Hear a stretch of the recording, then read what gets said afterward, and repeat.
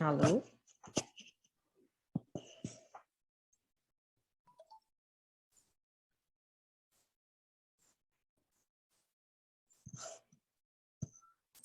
Boa noite. Estão me ouvindo? Boa noite. Boa noite. Opa. Boa noite. Estava testando aqui meu microfone, certo, né? Que ótimo, gente. Primeiro, né, boa noite aqui a todos. É um prazer estar aqui com vocês, né, nossos colegas aqui de profissão, tá? E vamos trabalhar aqui hoje, né, fazendo nossa inauguração aqui da nossa primeira aula, né? Ansiosa aqui. Já começou a gravar, né? Pronto, tá ótimo. Então, eu vou pegar aqui o material, compartilhar aqui com vocês e vou explicar aqui como eu projetei, né, para fazer essas aulas, mas claro que eu aceito também contribuições, se vocês depois, até após a aula, quiser colocar alguma coisa lá no nosso grupo, né, que eu também estou lá participando, tá, uma sugestão, tá, enfatizar mais alguma coisa, tá, e vocês também podem ficar à vontade com relação a isso, tá, e me dar esse feedback, tá, esse retorno, sempre bom. Deixa eu pegar aqui o material.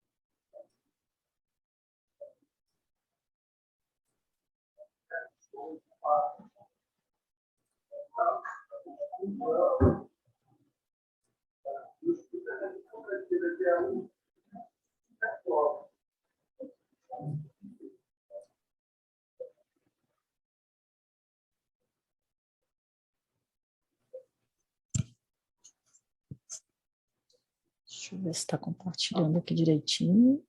Acho que sim.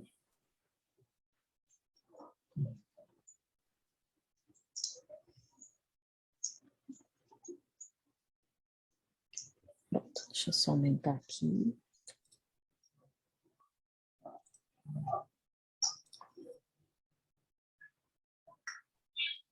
Pronto, gente. Então, vamos começar aqui nossos trabalhos, né? De engenharia química.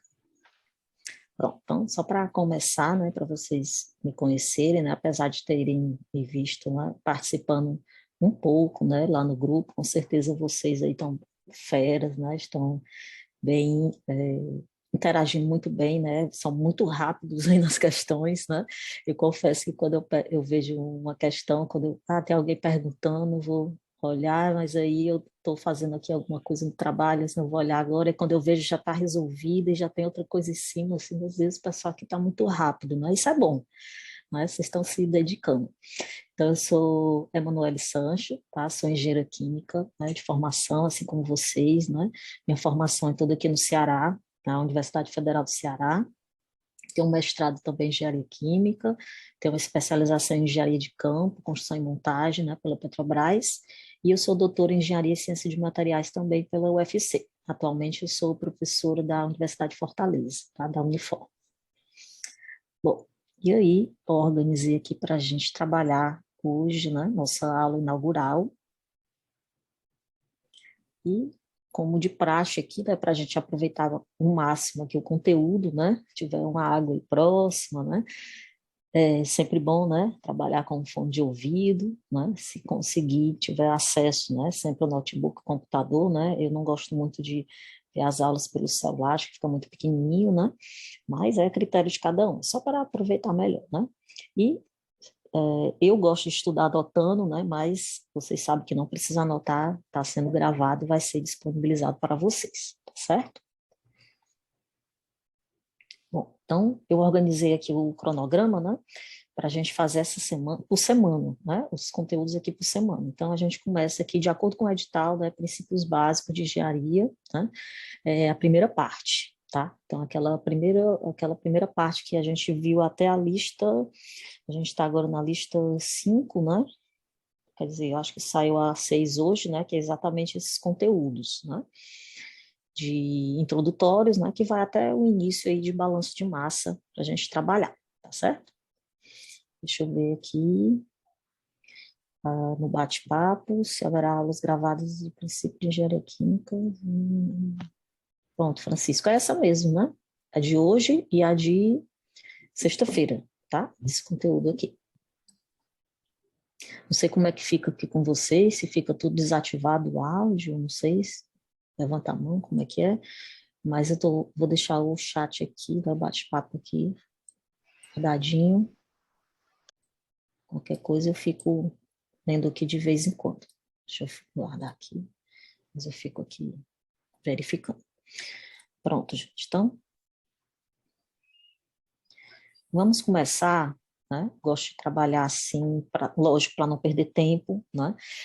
Com questões, né? Eu sempre faço revisão com os meus alunos, né? Eu faço revisão também por o ENAD, então eu vejo que a gente ganha muito tempo trabalhando em cima de questões já passadas, né? Procurando erro, procurando detalhes, até porque é o que vocês têm feito bastante também no grupo, né?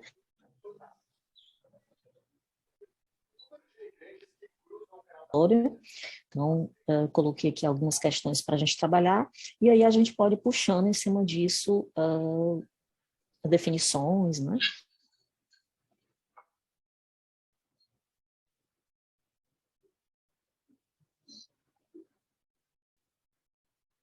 Nossa banca, né? Sebrasp, CESP, até porque ela está ABCDE.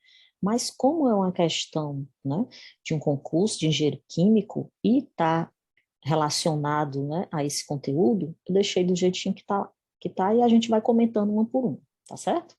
Então, uma questão aí de 2014, né, da Sabesp, falando simplesmente desse conceito fundamental, perguntando o que é um mol, o que é que representa um mol, né?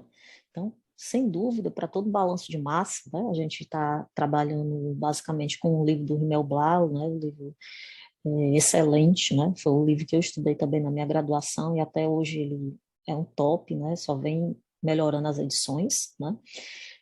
Trazendo esse conceito. E também a gente lembra de vários conteúdos da química, né? Da própria química geral, aplicada à engenharia, né? Que a gente faz no início da faculdade. Bom, então, o mol é a unidade de medida fundamental e amplamente utilizada no preparo de soluções. Ok. Um mol representa.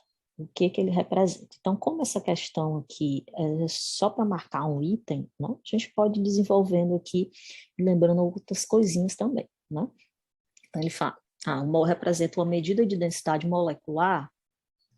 Densidade molecular, né? O que é isso? Densidade de uma molécula. Né? A gente trabalhou aí, a gente conhece, né, que densidade, né? Massa sobre volume. Tá? Então, mol não tem nada, né, a ver diretamente com isso. Então, com certeza, esse item aqui não está de acordo. Então, vamos pensar aqui no item B. É a unidade padrão de massa atômica de uma molécula ou átomo. Isso aqui talvez alguém pudesse até confundir, né? Fala unidade padrão de massa atômica. Espera aí, massa atômica, a gente relaciona lá com a massa molar, que eu já trouxe aqui um conteúdozinho para a gente relembrar aqui também. Mas isso não é a definição de mol, tá? Bom, próximo item, item C. Então, no item C, ele fala aqui que é o número de equivalentes grama por litro nas condições ideais de pressão e temperatura. Equivalente grama é uma coisa até que a gente não usa tanto, né? Mas equivalente grama representa ali a massa em gramas de um elemento, né? Ou de uma substância simples ou uma substância composta, né? Mas aí que movimenta aí um mol de elétrons, né? Durante a formação desse material, ou seja, já é um conceito embutido em outro. Né? Então, realmente não é a nossa definição de mol. Vamos para o próximo. O item D. É a quantidade de matéria de um sistema que contém tantas entidades elementares quanto são os átomos contidos em 0,012 kg de carbono 12. Né? Eu acho que até um conceito que vocês lembram bastante assim da escola, né? Não digo nem da faculdade, né? Mas eu acho que até da escola, né? Vocês lembram desse conceito. Né? A gente pode não lembrar exatamente como se escrever isso aqui, mas quando falo quilograma de carbono 12, até porque, né, nós lembramos aqui do carbono 12 como sendo a nossa base da tabela periódica, né? E o mol, sem dúvida, né, representa essa base da tabela periódica, né? Toda a tabela periódica ela vem montada em cima desse elemento, né? É um referencial. Então, realmente correto aqui o item D. Já vou trazer aqui outra definição do SI para vocês só confrontarem aqui com essa. O item E é uma relação entre massa e volume. Então, essa relação massa e volume, inclusive, né, pode representar ali a própria definição de densidade, né, que a gente falou no item A, tá?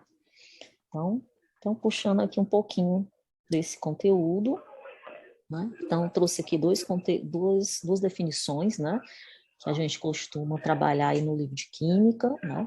É uma unidade usada por contar átomos, moléculas ou íons, é o mol, né? Que é justamente essa quantidade de matéria que contém tantos objetos quanto o número de átomos contidos em 12 gramas do carbono 12 isotopicamente puro. Então, lembrando, né, poderia até ser uma pegadinha, né, na questão da prova, aqui nessa questão não foi, né, mas carbono 12 isotopicamente puro. Nós sabemos que existe carbono 13, carbono 14, né, outros isótopos, né, mas a tabela periódica, ela trabalha em cima da unidade de mol relacionado sempre ao carbono 12, tá?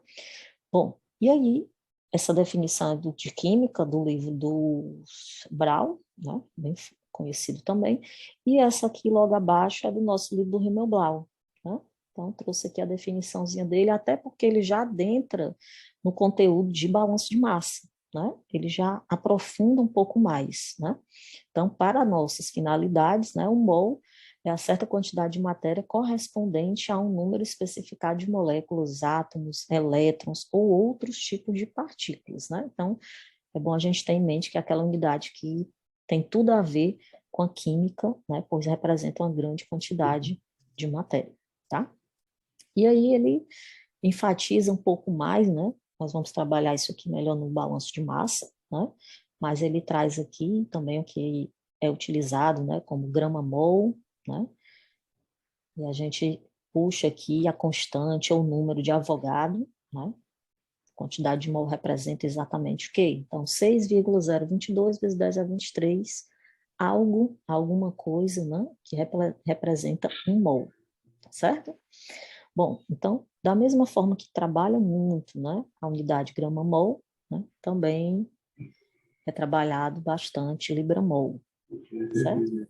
Então, quilograma-mol, né, algumas questões que a gente tem, principalmente, né, destilação, né, então a gente usa muito essas bases, né, para fazer as modificações, tá? Bom, e aqui, trouxe aqui abaixo, né, uma formulazinha, lembrando, na nossa massa molar, né, igual a massa por mol, ou seja, aquela quantidade que a gente calcula na tabela periódica, né, gramas por mol, a quantidade que eu tenho de gramas daquela substância que representa um mol ou a constante Avogadro, tá certo?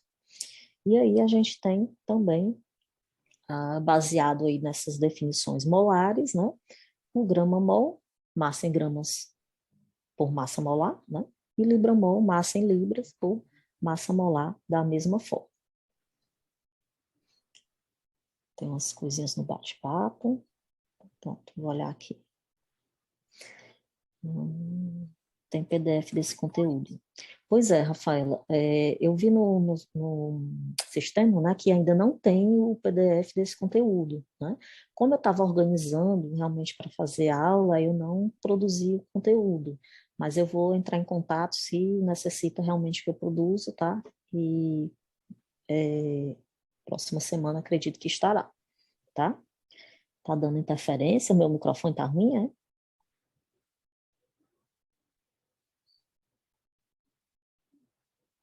Para mim aqui tá normal. Tá ruim para vocês, é? Internet, alguma coisa? Ah, sim, tá. Ah, sim, acho que ele já desligou, né? Tava aparecendo os ruídozinhos, né? Tá, acho que já ajeitou. Tá ótimo, gente. Deixar aqui guardado, qualquer coisa vocês vão falar. Pronto, então vamos ver aqui a questão 2. Essa questão 2, né? Também, né? Engenheiro de processamento aqui agora da Petrobras, né? De 2012, que é uma questão que inclusive ela foi anulada, tá? Mas é super tranquilo também da gente resolver somente com esses conteúdos iniciais, né? Bom, não sei exatamente porque ela foi anulada, porque o item, né, não corresponde, né? Mas também estava faltando umas coisinhas aqui na questão, vocês vão ver. Então, a gente tem aí uma solução aquosa que contém bisulfito de sódio a 316 gramas por litro. Quer saber quais são as quantidades em mols e a concentração em mol por litro de bisulfito de sódio em 2,5 litros dessa solução. Pronto.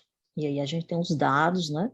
Massa atômica do sódio, do enxofre, do oxigênio, e a gente precisa, né, de uma coisa fundamental, que é a fórmula do bisulfito de sódio, né? Bom, não foi dado na questão, assim como eu acredito que esses dados aqui poderiam induzir ao erro, até porque não tem a massa atômica do hidrogênio. Claro, a gente sabe que é um, mas, bom, não tinha detalhado aqui. E como questão da Cesgra-Rio, né, não peguei exatamente direto à prova, não sei se ela tinha tabela periódica lá atrás, né? Mas, de qualquer forma, seria uma falha aqui dessa questão. Bom, mas, fórmula do bisulfito, NaHSO3. Pronto. E aí a gente vai precisar o quê? Tá? Sem dúvida, vamos precisar calcular a massa molar. Então, com a massa molar dessa substância, eu tenho 23 sódio, hidrogênio 1, enxofre 32 e 3 átomos de oxigênio, cada um sendo 16 gramas por mol. Se eu somar, se multiplicar aqui e logo em seguida somar todos eles, eu vou ter uma massa molar de 104 gramas por mol. Isso corresponde, né, quantidade de gramas que eu tenho em 1 mol dessa substância. Bom, uma coisa que eu gosto de dar uma dica, né? Eu falo sempre isso para os meus alunos que não gostam muito da parte de estequiometria, né, de química, soluções, concentrações, é porque eles reclamam muito de fórmulas, né? Ah, tem que saber, tem que decorar essa fórmula. Eu sempre falo, gente, se você estiver num concurso, com certeza vai dar um branco em vários momentos, né? Então, tem situações que nós não vamos tentar ficar decorando fórmulas, porque nós temos uma coisa melhor do que fórmula. A gente tem as unidades, né? A gente tem a nossa análise dimensional. Então, eu tenho aqui na minha questão, que eu estou partindo, ó, de 316 gramas por litro. E eu quero chegar onde? Eu quero chegar em mol por litro, por exemplo. Tá? Então, o que é que eu posso fazer aqui, né, utilizando dados conhecidos, né, que eu já tenho, né, para chegar em mol por litro? Aí eu vou dar uma olhada. Acabei de calcular aqui a massa molar. E essa massa molar tem me dizendo exatamente que cada mol da substância tem 104 gramas dessa substância, que é o bisulfito. Então, ó, a gente pode cancelar gramas, né? E eu já estou com a minha unidade em mol por litro, tá? Então, eu vou ter aqui, ó, 316 dividido por 104, 3 mol por litro. Pronto, já tenho aqui um resultado. Inclusive, é um resultado que vocês podem olhar e não aparece, né, em nenhum dos itens. Né? Isso não impede da gente resolver, mas essa questão, como eu falei, foi anulada por não apresentar a resposta correta. Bom, outra coisa, né, que eu uso até como dica é que provavelmente, né, vocês todos aí como engenheiros, né, imaginamos o seguinte: poxa, essa questão, como a gente comenta lá no grupo, poxa, essa questão é uma pegadinha, poxa, essa questão está com sentido dúbio, não estou, sei lá, está faltando alguma coisa, não está totalmente correta. Aí você, na hora da prova, você perde muito tempo nessas coisas, tá? Então, quando você vê, pensa, né, interpreta, faz direitinho, e vê que não bate o resultado, não se desespere, porque a banca também erra, tá? Assim como a gente erra, a banca também erra. Muitas vezes, né, professores são contratados para fazer banca de concurso, né? Não sei se vocês já passaram por isso, né? Mas vão passar sem dúvida, né? Ser contratado por uma empresa para fazer prova de concurso, a gente faz 40, 60 questões e vários outros professores fazem também, depois o pessoal organiza e seleciona, mesmo assim passa erros, tá? Então, indicando que você não precisa demorar muito, perder muito tempo naquilo, tá? Então, ficar atento a esses detalhes, tá? Principalmente porque a gente não usa reloginho na hora da prova, né? E nem calculadora. Então, é mais um fator para a gente estar ligado. Pronto, então vamos lá. Então, encontrei aqui um dado, 3 mol por litro. Bom, o que é mais que a questão pede? Ele quer saber a quantidade de mols, né, que a gente tem nessa solução. Bom, eu já tenho a quantidade de mol por litro, mas aí eu tenho outro dado, outra informação.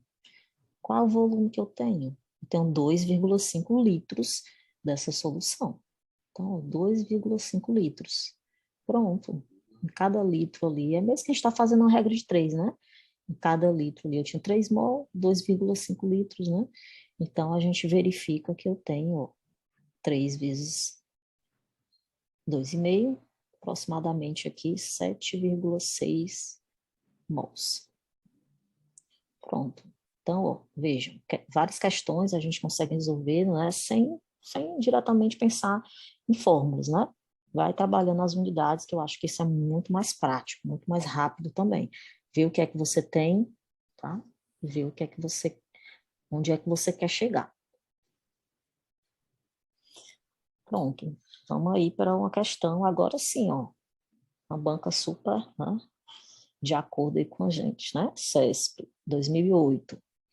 Então, a gente tem aqui, considerando, né, que uma mistura gasosa contém em massa 30% de um gás A e 70% de um gás B.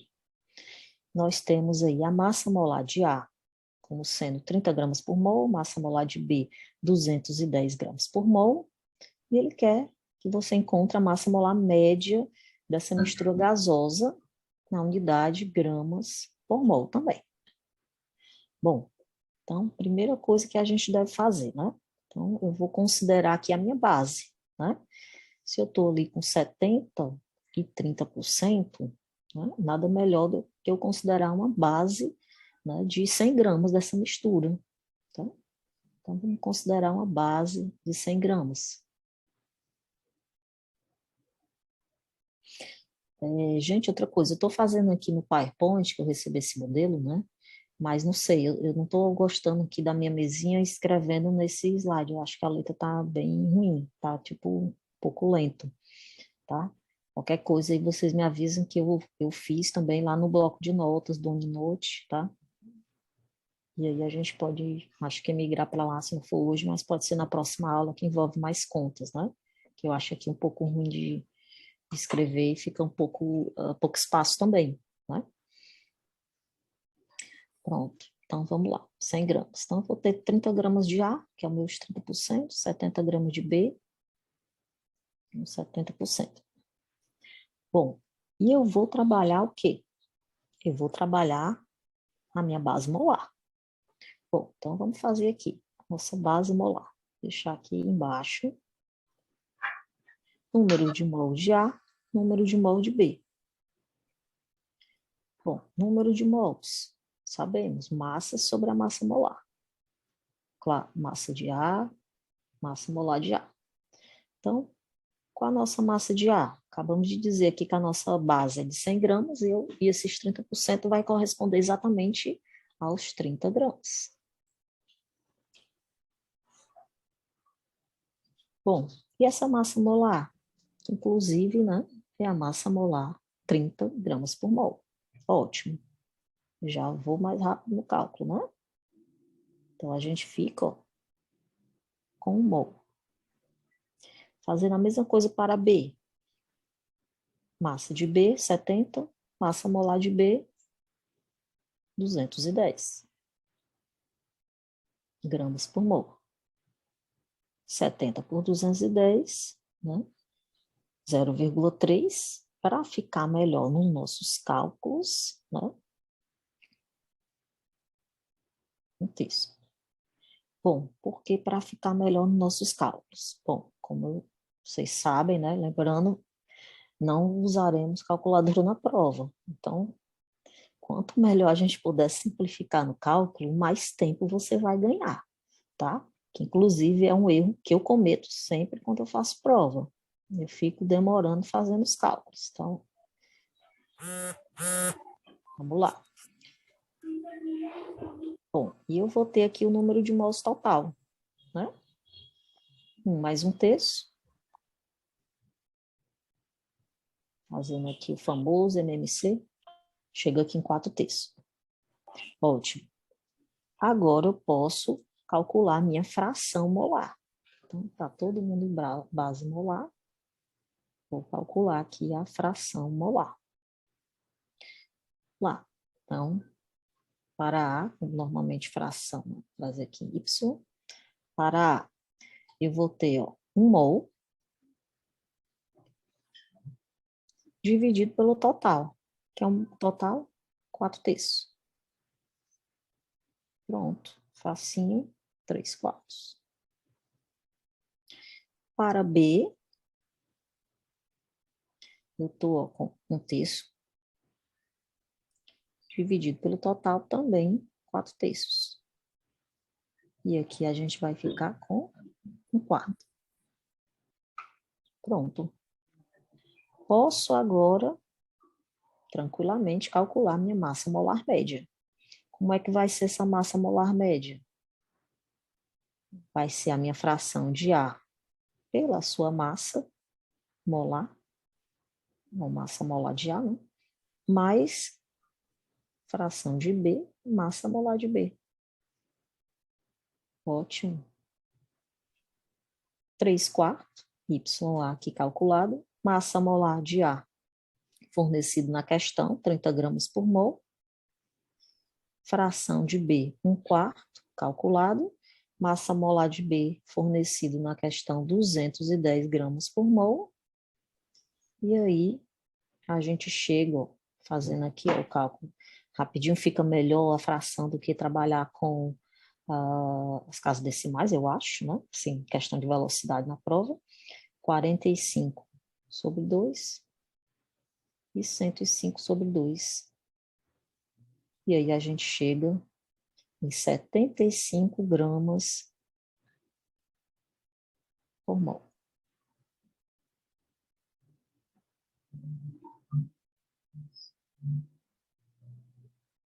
75 gramas por mol, nosso resultado, ok.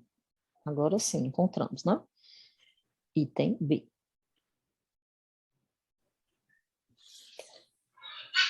Próxima questão, uma prova aqui de engenharia química, né? Concurso aí da aeronáutica. Também uma questãozinha aí envolvendo ó, soluções. Bem introdutória. Então, a gente tem ó, soda cáustica, como nome comercial dado ao composto hidróxido de sódio, NaOH, que é um composto largamente aplicado na indústria, né, para a purificação de derivados de petróleo e óleos vegetais. É também utilizado na fabricação de produtos de uso doméstico, como sabão. E temos alguns dados aqui. Massa molar, já calculada, 40,00 gramas por mol. Importante também, né, a gente pensar aqui ó, nos nossos algarismos significativos, né? 40,00, os 4 algarismos, né? Qual é a concentração em quantidade de matéria de uma solução que foi preparada dissolvendo-se 200,00 gramas de hidróxido de sódio em água e completando-se para 2,00 litros de solução. Pronto, então vários dados aqui. Bom, preciso saber a concentração e quantidade de matéria. Quantidade de matéria, né? Já sabemos. Né? Então, para saber a concentração, eu vou precisar primeiro, então sempre, ou quase sempre, a maioria das vezes, vocês vão transformar em base molar. Por que essa base molar é tão importante, né? Então, também sou professora de química, né? E é uma coisa que eu enfatizo muito. Tudo que você trabalha em mol é mais fácil de você enxergar. Por quê? Porque quando eu escrevo a equação química balanceada, o que eu tenho ali é a base molar. Isso vai te ajudar muito a você enxergar algumas coisas que, se tiver em massa, provavelmente você não vai enxergar com tanta clareza, tá? Então, a gente tem aqui, ó, 200,00 gramas, massa molar 40,00 gramas por mol. E aí a gente divide 200 por 40, 5. Né? Então, 5, inclusive aqui a gente tem ó, 5 algarismos dividido por 4 algarismos significativos. O resultado deveria ser com 4 também, né? Que é o mínimo. Quando a gente está fazendo a divisão, multiplicação, então o correto seria 5,000. Não é a regrinha de casas após a vírgula. Isso é soma e subtração. Então, aqui deveria ser esses 3 dígitos após a vírgula. Tudo no gabarito ele já não apresenta. Vamos lá. Então, quantidade de mols eu já tenho. E agora a gente quer saber a concentração, né? Ou seja, mol por litro. Já tenho aqui, ó, 5,000 mols, litros, 2,00 litros. Então, resultado agora sim. Então, quantidade de cargas decimais aqui está certa. Ok, algarismos. Então, aqui com 4, aqui com 3, resultado com 3. Então, 5 dividido por 2, 2,50 mol por litro. Ok. Se eu estivesse perguntando a quantidade de mol e a quantidade de concentração, né, aí não teria as 3 casas, mas aqui, ok, 2,50 mol por litro. Então, atenção aqui, ok, existe o resultado direitinho, toda correta a questão. Questão 5, também uma prova aí da Sabesp. Então, nós agora estamos, ó, agora entrando aqui o conceito de vazão, né? Desejando-se produzir água potável na vazão de 100 metros cúbicos por minuto, contendo uma concentração final de cloro livre de 1,0 miligramas por litro. A vazão necessária de uma solução de hipoclorito de sódio com concentração de cloro livre é igual a 50 gramas por litro. Para atingir esse objetivo, deve ser de. Então, a gente vai calcular aqui a nossa concentração, nossa vazão, né? Vazão necessária. Pronto, então vamos lá. Olhando aqui o que é que a gente tem nessa questão, né? Então, se a gente não pensar em fórmula nenhuma, eu vou ter aqui a minha vazão de 100 metros cúbicos por minuto. Então, vamos lá. 100 metros cúbicos por minuto. Eu quero chegar aonde? Quero chegar em litros por minuto. Bom, então, vou converter aqui. Eu não quero mais metro cúbico, eu quero um litro, né? Eu quero aqui a unidade, eu vou precisar utilizar aqui, né? A minha concentração, miligrama por litro, ok? Depois eu também vou utilizar aqui, né? Uma quantidade aqui de cloro. Então, vamos lá. Posso fazer aqui vários caminhos, né? Mas já utilizando aqui a nossa concentração. Eu já vou colocar o dado aqui da questão. 1,0 miligramas por litro. Pronto. Então, com essas duas coisas aqui, eu já consigo resolver. Por quê? Agora eu vou só procurar os meus fatores de conversão. Bom, não quero em miligramas, né? Então, eu vou procurar uma forma de cancelar isso aqui. Então, bom, miligrama corresponde a 1 grama, nessa proporção aqui. 1.000 miligramas, 1 grama. Pronto, já foi embora aqui miligramas.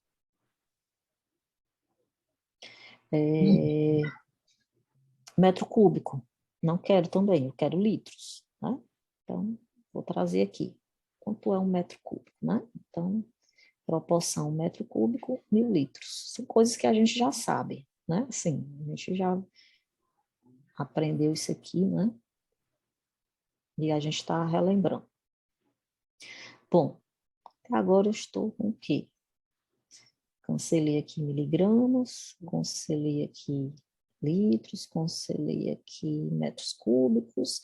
Eu estou com gramas por minuto. Pronto, vamos guardar aqui esse gramas por minuto. Por quê? Porque eu já estou gramas aqui, ó. Tá? Então, vamos fazer até aqui. Poderia fazer direto, mas vamos lá, só para não ficar bagunçado. E aqui a gente vai ter, multiplicando, dividindo, 100 gramas por minuto.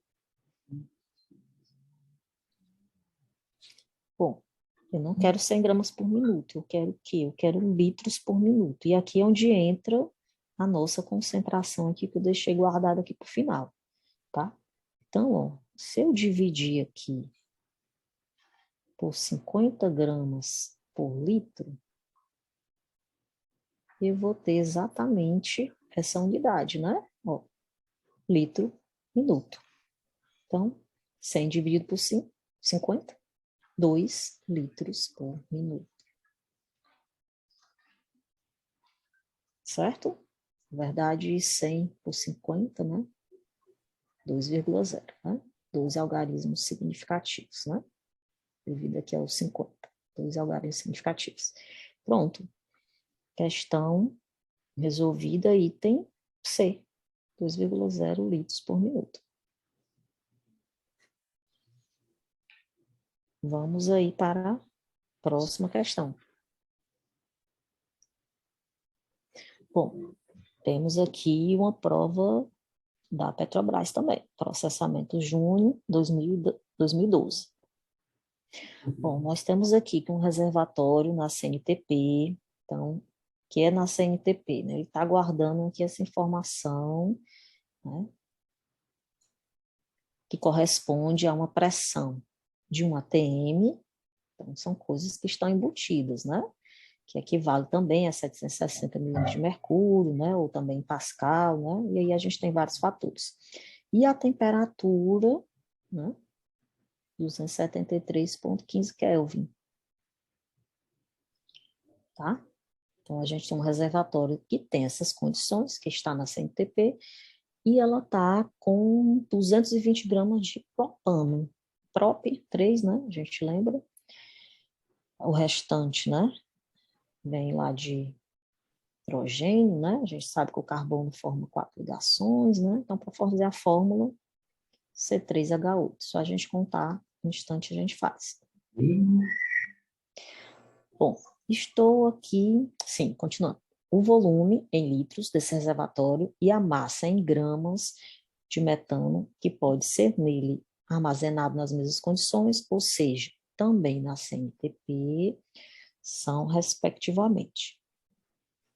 Bom, então qual é o dado aqui que eu tenho? Tenho 220 gramas de propano. Outro dado que eu tenho, fórmula propano, C3H8. Bom, mas como eu falei antes, o que é legal para a gente sempre fazer? Chegar na base molar. Então vamos lá, massa sobre a massa molar. 220 gramas de propano. Como eu já coloquei aqui a fórmula, né, molecular do propano, também, acredito que na prova da SESG Rio tinha uma tabela periódica lá, né? A gente também já sabe, tá? Então eu vou ter aqui, ó, 3 átomos de carbono, cada um é 12, 8 átomos de hidrogênio, cada um é 1. E aí a gente fica, ó, com 44 gramas por mol. E aí eu trago esse 44 gramas por mol para cá. Agora consigo facilmente chegar à minha quantidade de mol. 5 mol. Agora vejam o detalhe da questão. Sim, gente, eu estou calculando para propano, né? Mas ele quer saber o volume que eu vou colocar de metano. Opa, peraí. Mas ele enfatizou, ó, CNTP, CNTP. O que é que ele estava dizendo com isso? Pressão ATM, temperatura 273,15. A gente tem, né, o volume molar. Né? É porque você não fez coisa. Pergunta? É muito chato ele ficar pesando tudo. O frango do lanche tu não pesa não, porque tá botando mais. É 150? Do lanche é 80, é 70. Sabia que tava botando mais, por isso que eu sempre trago um pouco. Tá não sei se eu consigo desligar o microfone de quem está falando. Deixa eu ver aqui. Não, porque lá o não essa função aqui para mim. Acho que deve estar atrapalhando para você, né, também. Deixa eu ver aqui. Não. Ativar. Pronto, tudo certo. Depois ele vê na gravação, a gente ouve nas conversas dele. Acontece. Eu já tive um aluno, que eu não posso dizer, né? Que ele ligou o microfone assim e estava no jogo de futebol, estava jogando, né? Clicou lá no celular no bolso e aí ativou e a gente ficou ouvindo a partida dele e o pior que nem gol ele fez, né? Opa, acontece. Aulas online são assim. Então vamos lá, gente. Então 5 mol, ok. Então a questão dele estar falando aqui da CNTP é justamente essa, tá? A gente está puxando aqui uma definição, que é a definição de volume molar, ou seja, qualquer substância, ela vai ocupar o mesmo volume na CNTP, tá? Bom, quem é esse volume molar? 22,4 litros por mol. Tá? Ah, tá aí o Vinícius, ó. Que é isso, Vinícius? Sem problema, a gente tá até curioso aqui para saber o fim da história. Brincadeira, a gente não entendeu, não. Então, 22,4 litros por mol. E a gente tem a nossa quantidade de 5 mol. Então, eu posso dizer com essa definição que o meu 5 mol, que aqui calculado foi de quem? Foi de propano, enfatizando CNTP, CNP, Eu ia dizer CNPq, não, CNTP, a gente pode dizer com certeza essa mesma quantidade de mol vai ser para metano, devido a essa situação. Então, eu posso utilizar esse conceito de volume molar, que é que eu tenho em 1 mol 22,4 litros, né? Então, multiplicando aqui por 5, a gente vai ter uma quantidade de 112 litros. Bom, então, já tenho aqui essa quantidade, né? Mas eu não quero isso aqui não, né? O que é que eu quero? Eu quero a massa, né? Então, vamos lá. Vou deixar guardado aqui, volume molar. Massa. N, massa sobre massa molar. Então, eu tenho aqui, ó, o meu 5 mol. Peraí, é a minha massa molar. Sim, mas veja o seguinte, agora a massa molar, já calculei 44. Não, não, não é essa aqui, né? Nós estamos agora aqui falando do metano. Pronto, então, o metano a gente não calculou, mas nós conhecemos metano, né? Met, só um carbono. E as 4 ligações, CH4, né? Então, 12 mais 4 vezes 1, né? E aí a gente tem os 16 gramas por mol. Então, eu vou ter aqui, ó, 5 mol vezes a minha massa molar, 16 gramas por mol. E aí, 5 vezes 16, 80 gramas é a minha quantidade que eu posso colocar lá, posso armazenar esse reservatório, né, na CNTP, agora de metano, 80 gramas. Então, vamos lá, olhar. Volume em litros, ok? Só pude calcular o volume em litros porque ele deixou bem claro CNTP, 112 e 80 gramas. Pronto, legal, entender. Então, vejam, muita coisa, né? A gente pode ficar travado assim, até imaginar que está faltando um dado, né? Mas uma boa parte, né, da resposta da questão, ela pode estar mesmo no enunciado, né? Então, por que que ele está falando CNTP aqui? Né? Então, tem uma coisa embutida, tem um princípio por trás disso. Então, essas coisas, né, quando eu falei lá no grupo, né, isso aqui é nervosismo, né? Ninguém está livre do nervosismo, né? Todo mundo quer passar no concurso, todo mundo quer ter estabilidade, né? Principalmente agora, mais do que nunca, né? Nos momentos que nós estamos vivendo, de pandemia e tudo mais, né? Mas, digo assim, o nervosismo existe, né? E aí a gente precisa manter a calma, né? Ter em mente que o conteúdo, vocês sabem, isso é uma coisa que vocês não estão aprendendo agora, não estão aprendendo em 1, 2 meses. O concurso está muito perto, menos de 2 meses para a prova, né? Se é o editado e tudo. Mas isso aqui é o nosso curso inteiro de engenharia química, digo mais, é a nossa escola inteira, né? Vem do colégio também. Então, muitos conceitos sedimentados, assim, bem na nossa cabecinha, a gente tem que botar essa cabecinha para funcionar, né? Professora, pode voltar na questão 5? Ah, sim, posso.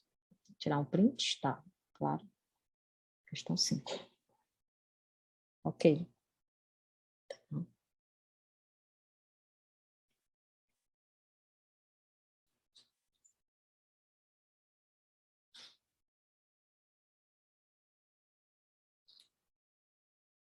Nada. Passando aqui, questão 6, ok. 7. Bom, questão 7 aqui, também uma questãozinha da SES Gran Rio, 2010, tá? Uma questão que vai puxar aqui alguns conteúdos, né? Então, tá pedindo para a gente marcar o incorreto. Então, atenção também para isso.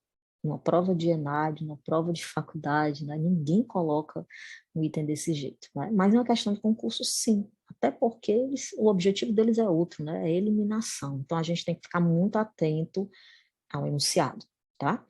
Então, viu lá que é incorreto, opa, a marca logo, gosto de riscar logo a prova todinha, né? Para chamar a atenção. Então, vamos ver aqui.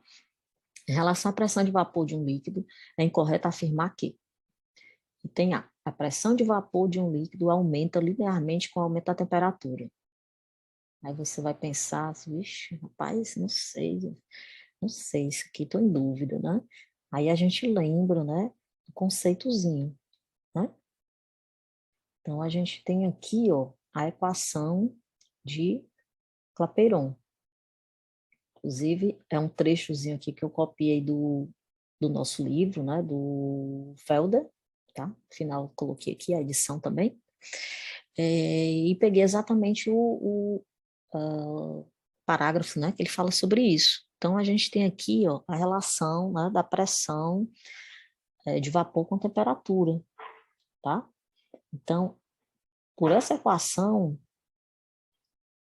a gente verifica aqui, né, que eu tenho a dependência da pressão de vapor com temperatura, mas ela não é linear, tá? Não é linear. Então, só de olhar aqui a gente já consegue perceber isso. Então, a gente precisa ter em mente algumas equações. Inclusive, vamos ter aí uns flashcards, né? E é bom a gente colocar essas equações lá também para isso, né? Então, ó, a pressão de vapor de um líquido aumenta linearmente com o aumento da temperatura. Ok, aumenta, mas não é linearmente, tá? Então, ok, incorreto. Vamos continuar aqui, analisar os itens. A curva de pressão de vapor relaciona pressão à temperatura, ok? Sendo em qualquer ponto acima da curva, existem duas fases, líquido e vapor. Por isso que eu coloquei aqui para vocês. Vamos ver aqui, ó. Então, está aqui também no mesmo livro, peguei aqui o diagrama de fases de água e CO2, tá? Está falando aqui de um líquido, né? De um líquido, né? Então, olhar aqui para esse primeiro diagrama. Bom, tudo certo o item, contudo, ele fala que existe duas fases acima, né? Do vapor. Não existe duas fases, não. Só existe uma fase em qualquer ponto acima dessa curva, tá? Então, também está errada. Não existe duas fases, não. Só existe uma fase. Agora vocês conseguem ver, né, que realmente essa questão foi anulada, tá? Dois itens aqui que estão errados. Mas vamos continuar aqui só para reforçar aqui. Então, no item C, pressão de vapor pode ser estimada por meio de equações empíricas. Sim, pode. Inclusive, esse trecho aqui que eu trouxe é justamente isso, ó. Nem sempre, né, é conveniente ou barato, né, você fazer a medição da pressão de vapor, a temperatura desejada, mas muitas vezes, né, uma alternativa é você estimar essa pressão de vapor utilizando correlações empíricas, né? Então, está aqui um livro que eu usei bastante no mestrado, né, o Praunitz, com certeza vocês conhecem, utilizam, né, tem várias correlações, né, e trazem os modelos para a gente fazer estimativas, tá? Então, sim, verdadeiro, existe essa alternativa para a gente estimar a pressão de vapor. A equação de Clapeyron estabelece uma relação termodinâmica entre pressão de vapor e entalpia de vaporização de uma substância pura. Então, voltando aqui, a gente já mostrou a equação, mas vamos dar uma olhada de novo. Pressão de vapor e entalpia de vaporização de uma substância pura. Está aqui, definição. Ó. Então, a gente tem aqui, ó, ΔHV, calor latente de vaporização, traz também a definição, energia necessária para vaporizar 1 mol de líquido, tá? E tem os volumes, né, molares específicos. Aí, puxando mais, ele fala, melhor definir no capítulo 8, né? Fui lá no capítulo 8 e trouxe aqui para a gente, né, calor de vaporização. Então, ó, tá aqui a diferença entre entalpia específica, entre as formas líquida e vapor de uma espécie, a temperatura e pressão. Só para facilitar aqui o entendimento da questão. Ok, certinho. Item é um líquido puro entra em ebulição em dada temperatura, quando sua pressão de vapor é igual à pressão a qual está submetido. Ok, se a gente aumentar a temperatura, a gente aumenta sim a pressão de vapor, né? Aí, lembrando que essa pressão de vapor, quando se iguala, né, à pressão externa, a gente tem, no caso, né, o início da ebulição, né, por exemplo. Então, a gente tem exatamente esse conceito. Ok? Pronto. Então gente, eu tinha planejado hoje, né? São 9 horas. Eu tinha planejado hoje ficar até um pouco mais de tempo. Mas como eu estou aqui, peço até desculpas, como eu estou aqui no meu trabalho, tá? E as pessoas ainda estão em período de férias, tá? Estão fechando a faculdade mais cedo, às 9 horas, tá? Então eu fui pega de surpresa com relação a isso, que eu já estava aqui, tá? Mas eu tenho várias outras questões aqui, tá? Para a gente trabalhar. Que eu posso fazer o seguinte: posso, bom, chegar em casa um pouco tarde, mas se você estiver disponível, eu posso ligar o computador e a gente pode continuar, tá? A resolver aqui, ou se vocês preferirem, eu continuo a gravação e deixo disponível também, tá? Aí eu vou precisar, infelizmente, desligar agora que já estão me chamando aqui para fechar a sala, tá? Você prefere, então, Rafaela, disponibilizar com as resoluções? Assim eu posso gravar o vídeo e fazer, ou vocês podem falar no grupo. Se alguém quiser, eu posso entrar quando eu chegar em casa e aí eu continuo aqui a resolver. Tá certo, então. Então eu falo lá com vocês assim que eu chegar. Pois tá legal, gente. Então eu desejo a vocês aí boa noite, obrigado pela presença. Tá certo. E aí eu peço desculpas mais uma vez, que eu também fui pega aqui de surpresa.